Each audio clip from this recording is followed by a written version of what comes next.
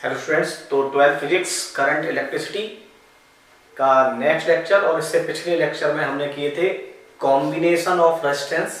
तो combination of resistance आपको बताया था कि एक देखिए कंसेप्ट क्लियर होना चाहिए। और कॉम्बिनेशन तो किसी भी टाइप के हो सकते हैं, सीरीज पैरेलल होते हैं, उनको फिर हम एक कॉम्प्लिकेटेड सर्किट में कन्वर्ट कर देते हैं, तो वहां से हमें कॉम्बिनेशन फाइंड करना होता है। तो कल इससे पिछले वीडियो में आपने देखा होगा कि बहुत सारे क्वेश्चंस कराए हमने कॉम्बिनेशन पर, और कुछ क्वेश्चन कराते हैं ताकि कॉम्बिनेशन ऑफ रेजिस्टेंस आपका बिल्कुल क्लियर हो जाए। ठीक है, और आप इसमें से किसी भी टाइप के क्वेश्चन को आप इजीली सोल्व कर लें।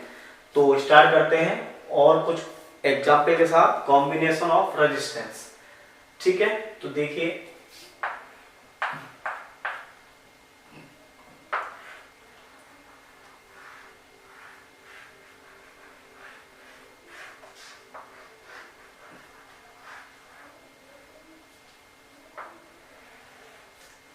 ठीक है, ऐसे सर्किट है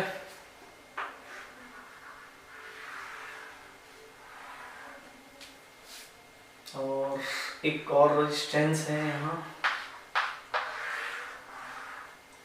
ठीक है, सपोज करो ये 4 ओम, ये 4 ओम और इसे भी 4 ओम मान लेते हैं, ये 3 ओम और ये भी 3 ओम, और बैटरी मान लेते हैं हम 40 वोल्ट्स। ठीक है, तो ये हमारा सर्किट है।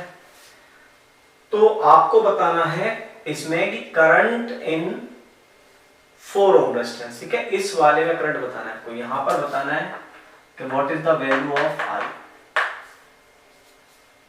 तो कैसे निकालेंगे इस क्वेश्चन को हम? ठीक है, देखिए कर यहां से करंट पहले ढूंढने हैं। अब आपके पास प्रोसेस है कि आर ही निकालना, पहले आर इक्विवेलेंट निकालने के बाद पहले आप करंट फाइंड कीजिए यहाँ से कि करंट कितना फ्लो हुआ सेल से, फिर वो करंट यहाँ कितना डिस्ट्रीब्यूट हुआ है, फिर यहाँ डिस्ट्रीब्यूट हुआ है, उसके बाद यहाँ से फिर 2 पार्ट में डिस्ट्रीब्यूट हुआ है। ठीक है, तो आपको बताना है कि फाइंड करंट इन आई। तो देखिए सर कैसे सोल्व करते हैं। तो सबसे पहले क्या करें, सबसे पहले हम आर इक्विवेलेंट निकालने की कोशिश करते हैं। आर इक्विवेलेंट कैसे निकलेगा, देखिए 4 और 4 पैरेलल है, तो इसका मतलब ये 2 हो गया। 4 और 4 पैरेलल 2, और 2 4 के साथ सीरीज है। अरे सुनो, 4 और 4 पैरेलल, देखिए 4 और 4 पैरेलल, अगर आप चाहें तो 1/4 प्लस 1/4, तो एलसीएम आ गया 4, 1 प्लस 1 यानी 2/4, तो इसका मतलब 4/2। क्लियर है, 2 ओम, तो इन दोनों का आ गया 2 ओम। 2 ओम 4 ओम के साथ सीरीज है, तो ये हो गया 2 ohm plus 4 ohm, that is 6 ohm. ये 6 ओम अब 3 ओम के साथ पैरेलल है, फिर 2 ओम बन जाएगा। देखिए ध्यान से, 6 ओम और 3 ओम।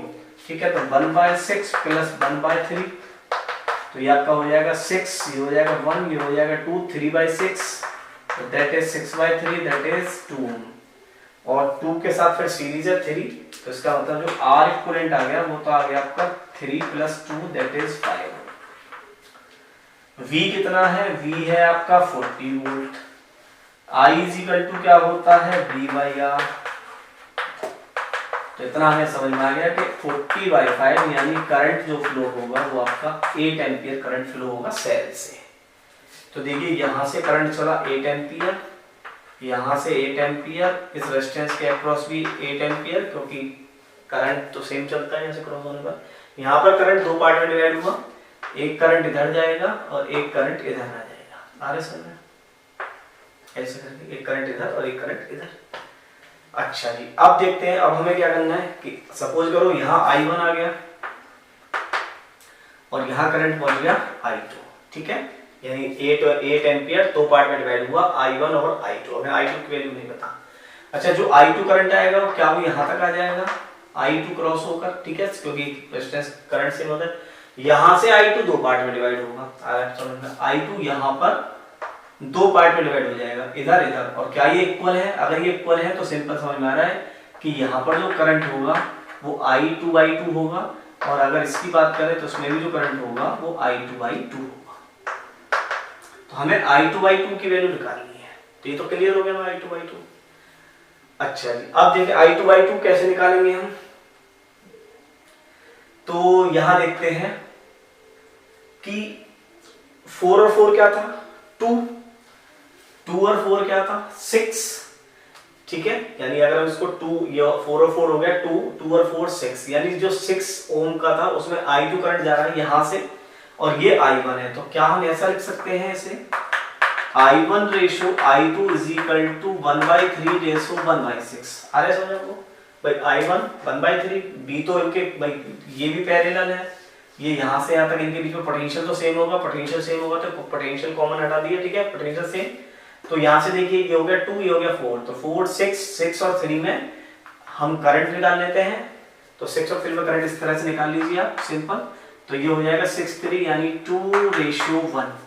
अब ध्यान से देखिए हमें I2 चाहिए, तो I2 के लिए ये वैल्यू है, तो I2 के लिए आप लिख सकते हैं 1 इन दोनों का सम 3, और इन करंट कितना आ रहा था यहाँ से, ठीक है, करंट आ रहा था, देखिए ये करंट जो था 2 पार्ट में डिवाइडेड था, तो 8 एम्पियर करंट है, 8 वैल्यू लिख लें, तो कितना हो गया 8/3, ठीक है, 8/3, तो I1 I2 is equal to 8/3, और I1 की वैल्यू निकालना चाहे तो पहले I1 की वैल्यू निकाल लीजिए, चलो I1 की वैल्यू निकाल लेते हैं पहले, तो I1 is equal to 2/3 into 8, clear है, 2/3 इंटू 8, तो ये हो गया 16/3, और I2 की अभी बताया मैंने, तो I2 की वैल्यू निकालेंगे कि वो हो जाएगा कितना, 2 पार्ट में डिवाइड हुआ है, तो I2 is equal to 1/3 into 8 that is 8/3। अगर ये 8/3 हो गया तो ये करंट यहाँ पर 2 पार्ट में डिवाइड हुआ होगा, 2 पार्ट में डिवाइड हुआ है तो इसमें भी 4/3 गया और इसमें भी 4/3 गया, तो ये करंट हो गया आपका इन 4 ओम रेजिस्टेंस दैट इज 4/3। अरे सुने 4/3, क्योंकि इस करंट का हाफ इधर गया होगा, हाफ इधर गया होगा, तो 8/3 और 8/3 का मतलब 8/6, 8/6 का मतलब 4/3, 4/3 एम्पियर करंट इसमें फ्लो हुआ है। और आप अगर इन दोनों को ऐड करेंगे तो करंट देखिए 8 एम्पियर ही हो जाएगा वापस, I1 और I2 को ऐड कर लीजिए तो करंट फिर वापस 8 एम्पियर हो जाएगा, 16/3 और 8/3, तो 16/3 प्लस 8/3 दैट इज 3 और 16 8 कितना होता है 24, दैट इज 8 एम्पियर। हमने 8 एम्पियर को डिस्ट्रीब्यूट किया है, तो ये था हमारा कंसेप्ट इसे सोल्व करने का।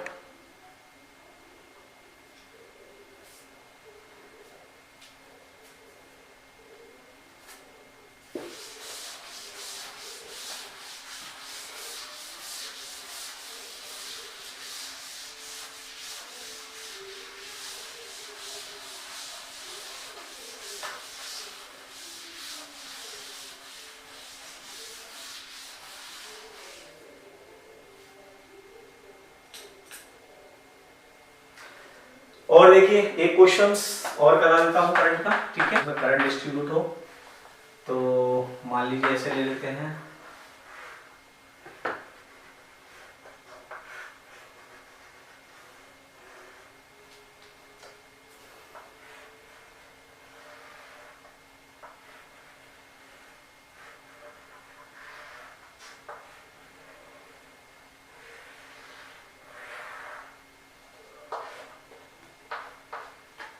ठीक है, वैल्यू ऐसे रख लेते हैं ताकि आसानी से सोल्व हो जाए, रेशियो में न जाए, तो इसको रख लीजिए 6 ओम, केवल हमें कंसेप्ट समझना है, ये 6 ओम, ये 3 ओम, ये 3 ओम, ये 2 ओम, ये 4 ओम और ये 3 ओम, और इसे मान लेते हैं 40 वोल्ट्स। आपसे पूछा फाइंड इन 6 ओम, यहाँ पर आपको आई बताना, ठीक है, आई बताना है यहाँ पर, फाइंड आई। तो देखिए क्या करना पड़ेगा आपको, पहले सबसे पहले सेल से करंट निकालना है, उसके लिए आर इक्विवेलेंट चाहिए, तो पहले हम इसे सोल्व कर लेते हैं इस पार्ट को। 6 और 6 3 होता है, ठीक है, देखिए 1/6 प्लस 1/6 दैट इज 2/6 और 6/2 दैट इज 3 ओम, यानी इन दोनों का जो नेट है वो 3 है, 3 के साथ सीरीज हो गया, तो 3 और 3 6 हो गया। अब ये 6 इसके साथ पैरेलल है, तो 6 और 3 आपको पता है 2 हो जाएगा, 1/6 प्लस 1/3 आप इसे सोल्व करेंगे तो ये हो जाएगा 2 ओम, यानी इस वाले पूरे सर्किट का 2 ओम, 2 ओम के साथ सीरीज है, तो 4 और 4 फिर पैरेलल है, तो 2 आगे समझ में, इस 2 को इस 2 के साथ सीरीज, तो ये हो गया 4 ओम, और 4 पैरेलल है, तो 4 और 4 हो गया 2, ठीक है, और 2 इस 3 के साथ सीरीज है, तो टोटल यहाँ भी आपका 5 ओम। ठीक है, वैल्यू हमने ऐसी रखी है ताकि ये इजीली सोल्व हो जाए, बाकी तो हमें कंसेप्ट समझना है पहुंचना कैसे है वहां तक। तो देखिए ये हो गया 5 ओम और ये हो गया 40 वोल्ट्स, तो आई कितना हो गया, आई इज इक्वल टू हो गया 40/5 दैट इज 8 एम्पियर।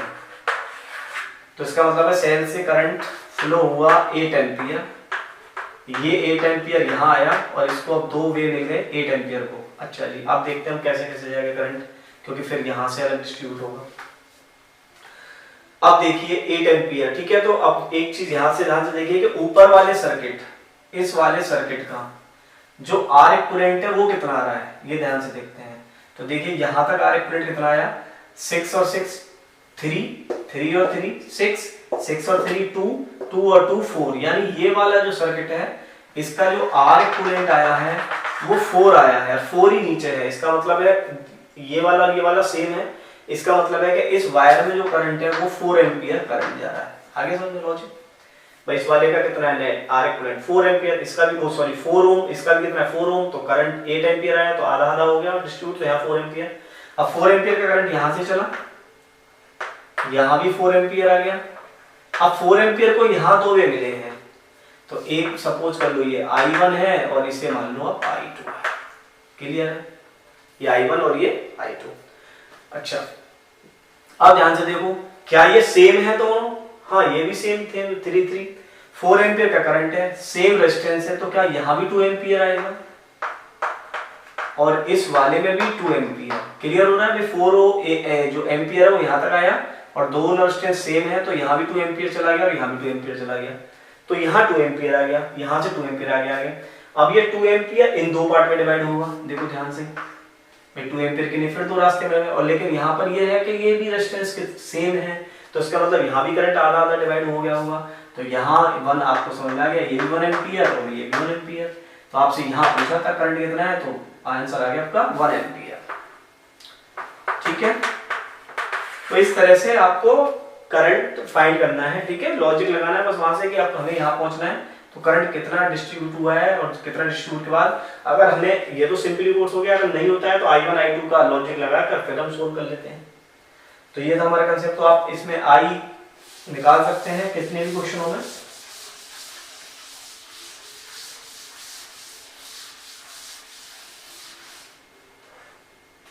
ठीक है, तो ये करा दिए मैंने I के डिस्ट्रीब्यूट, और एक दो इक्विवेलेंट के कर लीजिए, वायर वगैरह इक्विवेलेंट वगैरह आ जाते हैं सर्किट में बनाकर। सपोज करो ऐसे रेजिस्टेंस लगे हुए हैं, ये A है, ये B है, इनकी वैल्यू R आ रहा है। आपसे पूछा find the R equivalent between A and B, तो A और B के बीच में R इक्विवेलेंट निकालना है, तो कैसे निकालेंगे। ठीक है, तो इसमें कंफ्यूजन कुछ नहीं है, बहुत सिंपल कंसेप्ट बताते हैं आपको। देखिए यहाँ बैटरी मान लीजिए V, मतलब इनके बीच में बैटरी बना लीजिए, मैंने बताया था इमेजिनरी बैटरी ये बना ली, तो इसका मतलब है यहाँ पर V हो गया, यहाँ पर 0 हो गया। आगे समझे, यहाँ B यहाँ 0, या यहाँ A यहाँ 0। अच्छा ये 0 देखो यहाँ हो जाएगा क्योंकि बीच में कोई रेजिस्टेंस नहीं है, ये 0 यहाँ घूमता हुआ यहाँ भी आ जाएगा और ये वाला 0 यहाँ भी आ जाएगा। तो इसका मतलब जितने भी रेजिस्टेंस है वो सब A B और कहें तो V और 0 के बीच में है। ठीक है, V और 0 के बीच में। तो देखते हैं ये वाला रेजिस्टेंस देखो V और 0 के बीच में, ये वाला रेजिस्टेंस भी 0 और B के बीच में, और ये वाला भी रेजिस्टेंस B और 0 के बीच में। तो इसका मतलब तीनों पैरेलल हैं, तो 1/R plus 1/R plus 1/R is equal to R/3। Answer आ गया आपका। क्लियर है, R इक्विवेलेंट। और देखिए और कैसे क्वेश्चन आ सकते हैं इसमें।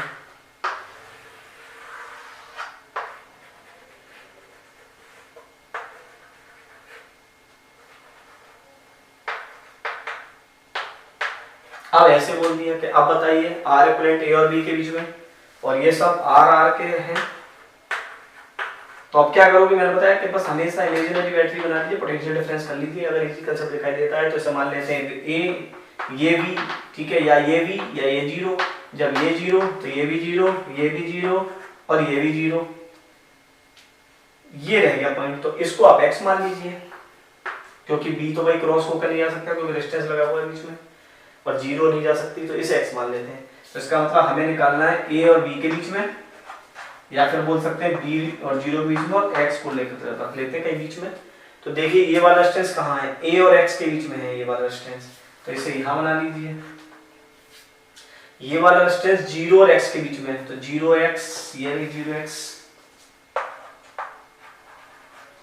ये वाला डिस्टेंस भी 0 और x के बीच में, तो यही बना दीजिए सही। और ये वाला डिस्टेंस भी ऑल्सो 0 बिटवीन 0 एंड x, तो ये आपका सर्किट बन गया। अब तो आप इसे सोल्व कर सकते हैं इजीली। r तीनों पैरेलल है, तो r/3 और r/3 को इसके साथ जोड़ेंगे तो r/3 plus r that is 3r 4r/3। ठीक है, तो आप पोटेंशियल डिस्ट्रीब्यूट करके भी आप ऐसे क्वेश्चनों को सोल्व कर सकते हैं जो आपको लगे कि मतलब इसमें की लॉजिक है कि कहाँ कौन सा सीरीज है कौन सा पैरेलल है, तो आप इसको री डायग्राम बना लीजिए। ठीक है, री डायग्राम बना सकते हैं, री डायग्राम बनाकर ये क्वेश्चन इजीली सोल्व हो सकता है।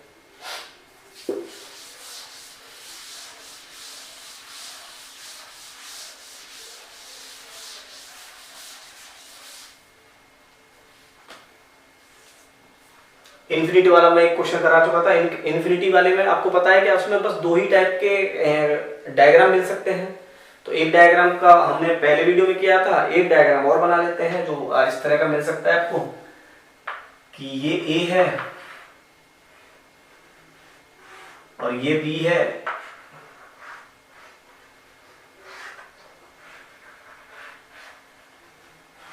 ठीक है, ये सब इन्फिनिटी तक है और इन सब की वैल्यू r मान लीजिए आप, ये r है, ये भी r है, ये भी r है, ये भी r है। आपसे पूछा बताइए r equivalent between a and b। ठीक है, r इक्विवेलेंट निकालना है आपको बिटवीन a एंड b और ये इन्फिनिटी तक सीरीज जा रही है। तो मैंने बताया कि इन्फिनिटी वाले केस में सबसे पहले क्या करना होता है, इन्फिनिटी वाले केस में सबसे पहले हम देखते हैं कि रिपीटिंग कहां से स्टार्टिंग है।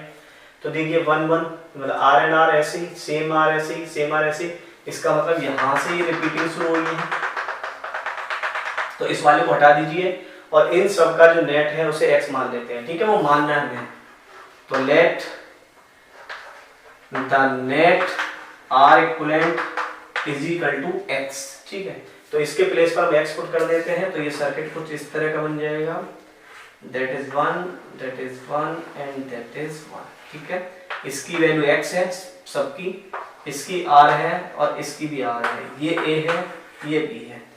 r और x किस में है, यहाँ पर r और x देखिए सीरीज में है। ठीक है, r और x सीरीज में है, तो ये हो गया r प्लस x और ये इसके साथ पैरेलल है, तो इसका r इक्विवेलेंट आया r प्लस x और ये किसके इक्वल हो जाएगा, x के इक्वल हो जाएगा टोटल। इसे सोल्व कर लेंगे, तो पहले हम इसे सोल्व कर लेते हैं यहाँ से।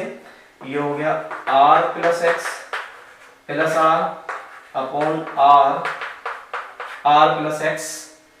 ठीक है, तो ये हो गया 2r plus x upon r और r प्लस x, इसे हम ये कर देते हैं r square plus rx upon 2r plus x। ये r इक्विवेलेंट आ गया, ये r इक्विवेलेंट है किसके बराबर, x के इक्वल, क्योंकि मैंने बताया था कि सपोज करो इन्फिनिटी तक डिस्टेंस, तो आपने उन सबका क्या माना है, नेट x। तो इसमें से अगर दो डिस्टेंस हमने बाहर भी निकाले हुए हैं तो नेट पर ज्यादा इफेक्ट नहीं पड़ेगा, तो उसको हम लगभग x ही मानते हैं, तो हम x इक्वल कर देते हैं और यहां से आप इजीली आप x की वैल्यू सोल्व कर सकते हैं। क्लियर है, यहां से आप x की वैल्यू सोल्व कर लीजिए।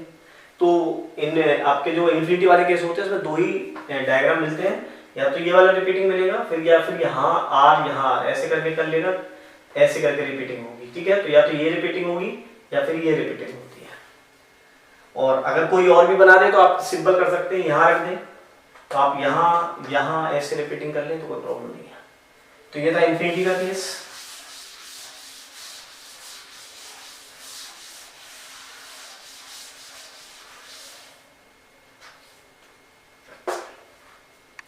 अच्छा, इसमें एक केस और आता है जिसे हम बोलते हैं व्हीटस्टोन ब्रिज वाला, जो भी आप आगे पढ़ोगे इससे आगे व्हीटस्टोन ब्रिज का। व्हीटस्टोन ब्रिज को एक बैलेंस ब्रिज की तरह मानते हैं। ठीक है, इसके आगे का कंसेप्ट है, लेकिन यहां पर हम थोड़ा सा समझ लेते हैं। होता क्या है कि जब 4 रेजिस्टेंस ऐसे, ठीक है, ऐसे कनेक्टेड हो, ये R1, ये R2, ये R3 और ये R4, ठीक है, R1 R2 अपन R3 R4 अगर इस तरह से कनेक्टेड है, ठीक है। और अगर ये बैलेंस है, यानी बैलेंस की कंडीशन क्या है, बैलेंस की कंडीशन है R1 upon R2 is equal to R3 upon R4, ये बैलेंस की कंडीशन है। अगर ये बैलेंस है तो इस वाले रेजिस्टेंस में कोई करंट नहीं होता है, यानी इस वाले को हम यहाँ से हटा देते हैं। तो अगर ये वाली कंडीशंस कभी सर्किट में आती है तो हम उसे समझेंगे कि ये किसका केस है, ये बैलेंस व्हीटस्टोन ब्रिज का केस है। तो ऐसे कभी कभी क्वेश्चंस आ जाते हैं, ठीक है, जिनमें ये वाला रेशियो सेम हो जाता है R1 upon R2 equal to R3 upon R4। तो ऐसे केस में जो ये बीच वाला जो रेजिस्टेंस होता है, जो कनेक्टेड होता है, इसको हम यहाँ से रिमूव करते हैं और फिर क्वेश्चन हमारा इजीली सोल्व हो जाता है। R1 R3 series, R2 R4 series और दोनों फिर पैरेलल, ठीक है। देखिए इसको क्वेश्चन से समझते हैं कैसे आता है। और ये जो है व्हीटस्टोन ब्रिज, ये कंप्लीटली आप एक वीडियो में पढ़ोगे कि आगे ये आएगा व्हीटस्टोन ब्रिज या बैलेंस ब्रिज किसे कहते हैं, कैसे निकालना होता है। तो अभी तो केवल हम कॉम्बिनेशन पढ़ रहे हैं, तो कॉम्बिनेशन में इसके अगर क्वेश्चन आते हैं तो बता रहा हूँ। तो देखिए, ठीक है, आपको ऐसे रेजिस्टेंस दे दिए,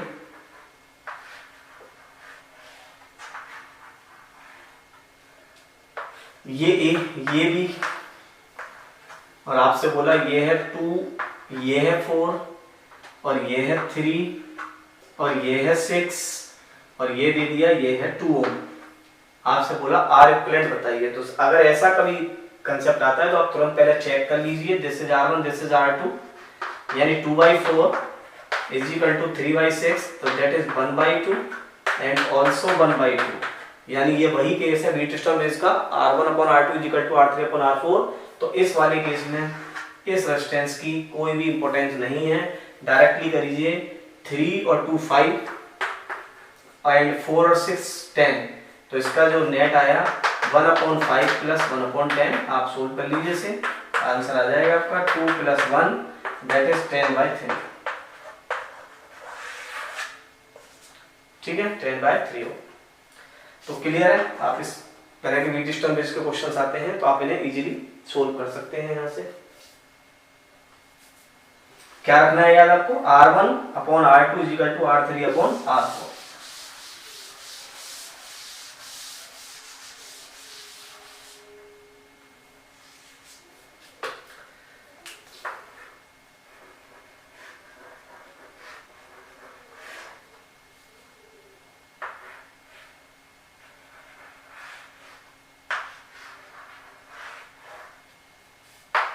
ये R, ये R, ये भी R, ये भी R और ये भी R। आपसे पूछा कि फाइंड A और B के बीच में निकालना है, ठीक है, R इक्विवेलेंट। अब कैसे निकालेंगे A और B के बीच में, तो देखिए मैंने बताया था कि आपको क्या करना है, इमेजिनरी बैटरी,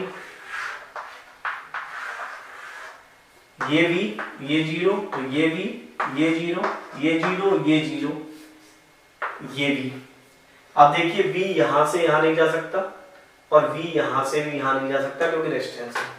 0 की बात करते हैं, 0 यहां से यहां नहीं जा सकता और 0 यहां भी नहीं जा सकता। इसका मतलब है यहां हम लिख लेते हैं x, आगे समझ में, और यहां लिख लेते हैं y। क्लियर हो गया, सभी पॉइंटों को मिल गए। ये भी यहां जा सकता है और ये x यहां जा सकता है, आगे समझ में, x बाहर विदाउट रेजिस्टेंस है। अच्छा, ये 0 यहां तो आ सकता है और ये y है आपका, तो y को यहाँ लिख लीजिए। तो सब रेजिस्टेंसों के अक्रॉस पोटेंशियल आ गया हमारा, ठीक है। तो अब क्या करना है, सीधा सीधा देख लेते हैं, किसके बीच में निकालना था, A और B के बीच में। A और B, A को बोला है V और इसको बोला है 0, और हमने क्या क्या रखा है, x और y और रखा है, तो यहाँ रख लो x और यहाँ रख लो y। अब बनाइए फटाफट ये वाला रेजिस्टेंस B और x के बीच में। देखिए V और x के बीच में ये रेजिस्टेंस है, तो इसे लिख लेते हैं B और x के बीच में R। अच्छा, और देखिए ये वाला रेजिस्टेंस B और y के बीच में आ रहा है, तो ये से B और y के बीच में लगा देते हैं। इस वाले ये वाला रेजिस्टेंस y और x के बीच में है, तो y और x, ठीक है, ये भी हो गया। ये वाला रेजिस्टेंस x और 0 के बीच में है और ये वाला रेजिस्टेंस y और 0 के बीच में है। तो देखो ये फायदा होता है री डायग्राम। अब आप इजीली सोल्व कर सकते हैं। r1 upon r2 equal to r3 upon r4, तो केस सेम समझ में आ गया ना। r1 upon r2 equal to r3 upon r4, तो इसका मतलब इस रेजिस्टेंस की अब कोई भी इंपॉर्टेंस नहीं है। इसका मतलब r और r 2r और r और r 2r, और दोनों का निकाल दीजिए आप parallel. 1 upon 2r plus 1 upon 2r that is 2r, and 1 plus 1 2 upon r that 2r upon 2 that is r। Clear है? तो इस टाइप के क्वेश्चंस आप इजीली सोल्व कर सकते हैं अगर ऐसे क्वेश्चंस आते हैं आपके पास। तो कॉम्बिनेशन के मैंने देखिए आपको बहुत सारे क्वेश्चंस करा दिए हैं, जिसमें हमने देखा है कि री डायग्राम की प्रोसेस है, रफ डायग्राम की प्रोसेस है, पोटेंशियल डिस्ट्रीब्यूट की प्रोसेस है। तो आप जिससे चाहो इजी, और इसके बाद अभी एक और प्रोसेस आएगी किरचॉफ लॉ, ठीक है। अगर कहीं भी फंस जाए तो किरचॉफ लॉ तो हमारा लास्ट है, उससे भी निकाल लेंगे। तो कॉम्बिनेशन का सवाल एक भी गलत नहीं होना चाहिए, मेरा ये है। कंसेप्ट क्लियर होना चाहिए, क्वेश्चंस कितने भी कर लीजिए, कोई प्रॉब्लम नहीं, ठीक है। और देखिए और करा देता हूँ मैं एक दो क्वेश्चन आपको कि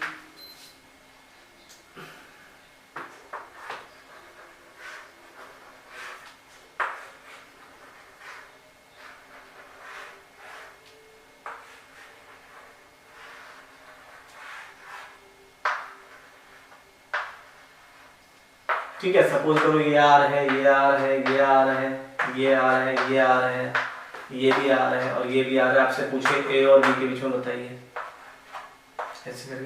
देखिए ये तो मैंने एक सिविल केवल मैं आपको बार बार बता रहा हूँ कंसेप्ट समझाने के लिए। आप इसमें वैल्यू रख सकते हैं, वो वैल्यू ऐसी रखेंगे कि जो मतलब जो मैं समझाना चाह रहा हूँ वही फिट आएगा आपका। जैसे इसे बोल दे 2/4 और इससे भी बोल दे 2/4 दे 1/2 हो जाएगा, ये भी 1/2 हो जाएगा, तो ये वाला डिस्टेंस कैंसिल हो जाएगा यहाँ से। तो सेम कहानी इसमें भी वही है कि अगर r1 अपॉन r2 और r3 अपॉन r4 सेम है तो इस रेजिस्टेंस की कोई नीड नहीं है। सेम कहानी अगर ये दोनों का रेशो और इस दोनों का रेशो भी सेम आए तो ये भी इसकी भी कोई नीड नहीं है। तो वो ज्यादातर वैल्यू ऐसी ही रखेगा कि जिनमें इनके रेशो क्या आएंगे, सेम आएंगे। अगर रेशो सेम आते हैं तो सिंपल है, r और r ये 2r, r और r ये 2r और r और r ये 2r, इसका मतलब ये तीनों ही पैरेलल हैं। तो आप लिख दोगे 1/2r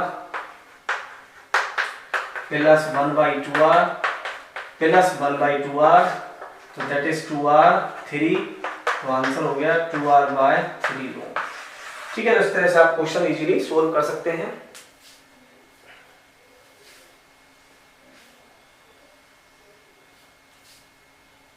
अब कितने भी क्वेश्चंस कर लो, क्वेश्चनों की कोई कमी नहीं है, लेकिन कंसेप्ट हमारा क्लियर है और मैं समझता हूँ कि आपको ये क्लियर हो गया होगा पूरा कंसेप्ट किस तरह हमें सोल्व करना है ये। ठीक है, तो ये था कॉम्बिनेशन जो मुझे लगता है कि आपको बिल्कुल क्लियर हो गया होगा। इतने टाइप के मैंने क्वेश्चन करा दिए हैं और आप करेंगे, कंसेप्ट आपको पता है तो आप कितने भी टाइप के क्वेश्चन आप इजीली सोल्व कर सकते हैं। फिर भी कोई डाउट हो तो कमेंट कीजिए और हम फिर उसको सोल्व करने की कोशिश करेंगे। तो इसका एक छोटा सा टर्म्स पढ़ते हैं, करंट डेंसिटी।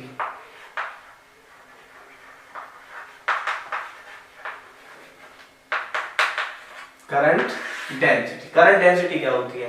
करंट डेंसिटी होती है J = I/A, यानी करंट डेंसिटी का जो फॉर्मूला है वो है J = I/A, current flow per unit area. ठीक है, current flow per unit area, इसको हम करंट डेंसिटी बोलते हैं। ठीक है, करंट डेंसिटी बहुत छोटे छोटे कंसेप्ट है ये। तो J = I/A, I क्या होता है यहाँ पर? I होता है करंट, A क्या है? Area vector. ठीक है, एरिया वेक्टर या एरिया क्रॉस सेक्शन, जहां से करंट आपका फ्लो हो रहा है, एरिया क्रॉस सेक्शन। यानी सपोज करो ये कोई कंडक्टर है और इसमें ऐसे आई फ्लो हो रहा है और ये है इसका एरिया क्रॉस सेक्शन, और एरिया वेक्टर की डायरेक्शन ये है और आई की डायरेक्शन भी ये है। तो इसका मतलब है J = हो गया यहाँ I/A। अच्छा, करंट कैसी क्वांटिटी है? करंट टेंसर क्वांटिटी है, लेकिन अगर स्केलर वेक्टर बोले तो करंट स्केलर क्वांटिटी है। एरिया वेक्टर कैसी क्वांटिटी है? एरिया वेक्टर क्वांटिटी है। तो J भी कैसी क्वांटिटी है? वेक्टर क्वांटिटी है। तो दिस इज वेक्टर क्वांटिटी। ठीक है, यूनिट की बात कर लेते हैं। यूनिट क्या होता है इसका? तो यूनिट हो गया ampere per metre square, clear, ampere per metre square. तो J equal to I by A. अच्छा लेकिन एक चीज और देखिए कि इसमें कभी कभी क्या होता है कि करंट तो ऐसे फ्लो हो रहा है, ये करंट की डायरेक्शन है, लेकिन एरिया वेक्टर हमें ऐसे मिल गया, मतलब एरिया क्रॉस सेक्शन ये दे दिया हमें ऐसे करके कि इसमें से, तो आप समझ रहे हो कि एरिया वेक्टर तो ऐसे हो गया। अभी ये एरिया वेक्टर है, ये एंगल थीटा, तो एरिया वेक्टर के दो कंपोनेंट्स हो गए, ठीक है ना, एरिया वेक्टर से दो कंपोनेंट्स हो गए, एक हो गया इस डायरेक्शन में a cos थीटा और इस डायरेक्शन में हो गया a sin थीटा। तो अब हम यहाँ से पूछें कि बताइए आप करंट डेंसिटी क्या होगी, तो यहाँ जो करंट डेंसिटी होगी वो होगी J is equal to I by A cos theta,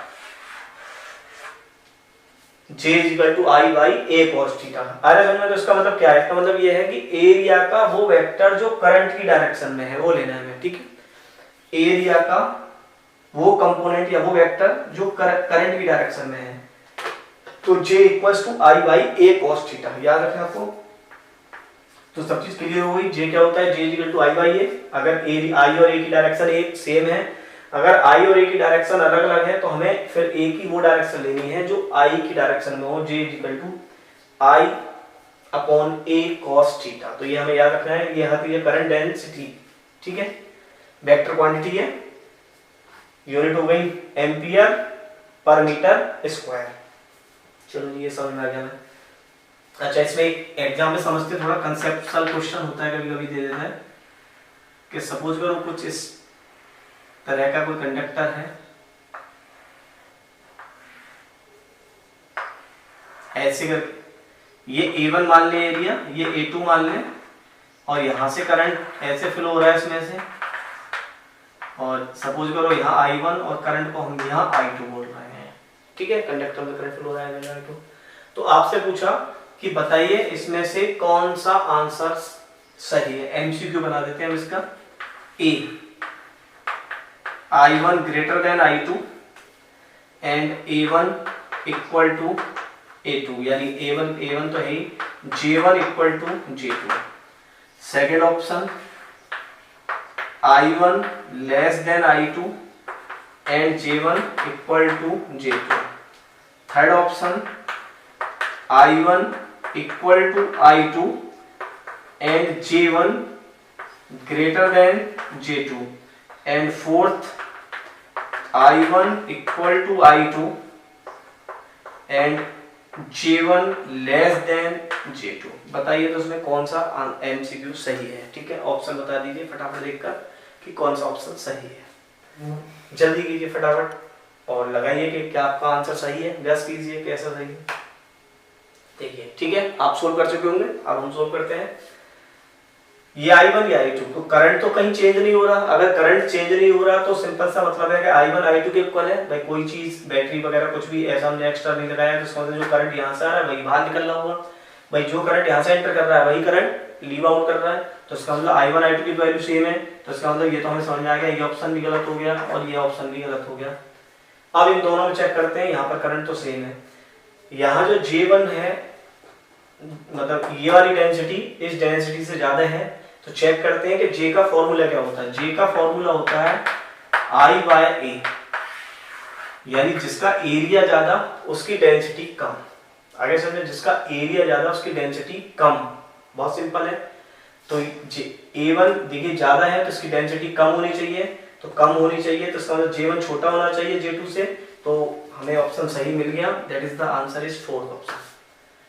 ठीक है, तो क्वेश्चंस किसी भी तरह बनाकर दे सकते हैं, तो क्वेश्चन की कोई टेंशन नहीं है कि क्वेश्चन में कंसेप्ट हमें पता है। भाई फॉर्मूला क्या है, J equal to I by A, तो जिसका एरिया इनवर्सली चल रहा है, एरिया इनवर्सली चल रहा है तो इसका मतलब है एरिया बड़ा होगा तो J छोटा हो जाएगा, एरिया कम होगा तो J बड़ा हो जाएगा, तो ये सिंपल है।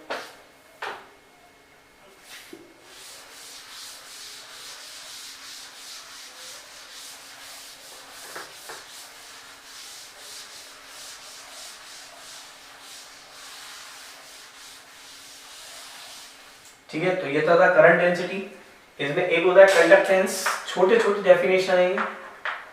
कंडक्टेंस इसको हम G से डिनोट करते हैं, और ये होता है G is equal to 1/r, यानी इनवर्सली ऑफ रेजिस्टेंस। तो याद रखना इनवर्सली ऑफ रेजिस्टेंस। और एक होती है कंडक्टिविटी, इसको हम सिग्मा से डिनोट करते हैं, और ये होती है 1/ρ। तो ये हमें थोड़े से छोटे छोटे कंसेप्ट याद रखने हैं।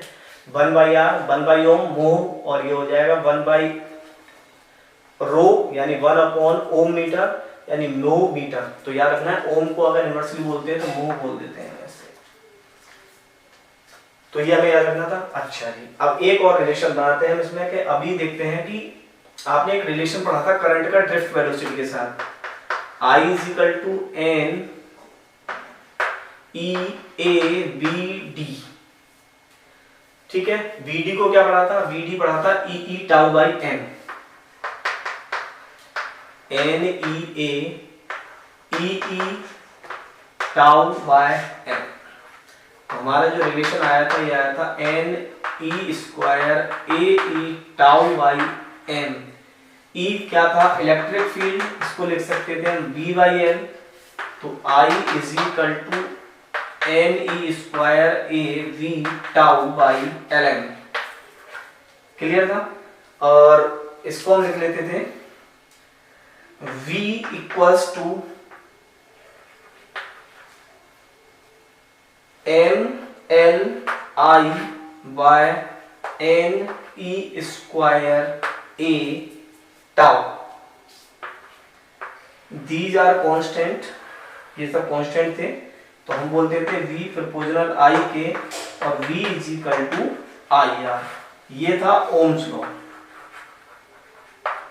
ठीक है, ये ओम्स लॉ था। तो ये ओम्स लॉ की स्केलर फॉर्म है, इसको स्केलर फॉर्म मानते हैं ओम लॉ की। तो v is equal to IR, Ohm's law in scalar form. Clear है, ohms law is scalar form. ठीक है, अच्छा जी, अब देखिए इसी को V, ये V होता क्या है, पोटेंशियल। अब पोटेंशियल होता है चेंज ऑफ पोटेंशियल, होता है चेंज ऑफ पोटेंशियल ही होता है, पोटेंशियल डिफरेंस होता है हमारा। तो इसको हम डेल्टा भी लिख सकते हैं। तो delta V by L, delta V by L। अब इधर बचा M I by n e square a tau. अच्छा, I बाई a क्या होता है, I बाई a होता है करंट डेंसिटी, अभी पढ़ा हमने I by a current density. ठीक है, और B बाई L क्या होता है, B बाई L अभी पढ़ा है इलेक्ट्रिक फील्ड। तो ये हो गया इलेक्ट्रिक फील्ड, ये हो गया M, और ये हो गया n e स्क्वायर टाउ, और I बाई a हो गया J। क्लियर है यहाँ तक। अच्छा, इसको क्या बोलते हैं, m n e square tau, इसको रो बोलते हैं। देखिए यहाँ से अगर हम इस एल ए को हटा दें तो m n e square tau, ये क्या होता है, रो के बराबर होता है।